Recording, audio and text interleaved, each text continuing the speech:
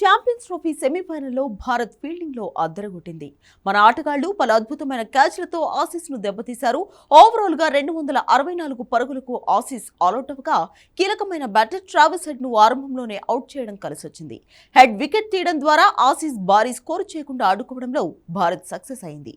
Head మరోసారి భారత బౌలర్లపై ఎదురుదాడికి దిగి 33 బంతుల్లో 5 ఫోర్లు 2 సిక్సర్లు బాది 39 పరుగులు చేశాడు. అయితే హెడ్ క్యాచ్ను అందుకునే క్రమంలో గిల్ అంపైర్ ఆగ్రహానికి గురయ్యాడు. వరుణ్ చక్రవర్తి వేసిన 9వ ఓవర్ 2వ బంతికి హెడ్ భారీ షాట్ ఆడాడు. అయితే టైమింగ్ మిస్ కావడంతో బంతి ఎత్తులో గాల్లోకి లేచింది. లాంగ్ ఆన్లో ఫీల్డింగ్ చేస్తున్న శుభ్మన్ గిల్ పరిగెత్తుకుంటూ వచ్చి చక్కని క్యాచ్ అందుకున్నాడు. అయితే హెడ్ అవుట్ అయినప్పటికీ అంపైర్ రిచర్డ్ ఇలింగ్వర్త్ వెంటనే గిల్ను పిలిచి వార్నింగ్ ఇచ్చాడు. బంతిని ఎక్కువసేపు చేతుల్లో ఉంచుకోవాలని, పూర్తి నియంత్రణ వచ్చిన తరువాతనే విసిరివేయాలని సూచించాడు. దీంతో క్యాచ్కు సంబంధించిన రూల్స్ పై అభిమానులు గూగుల్లో సెర్చ్ చేస్తున్నారు.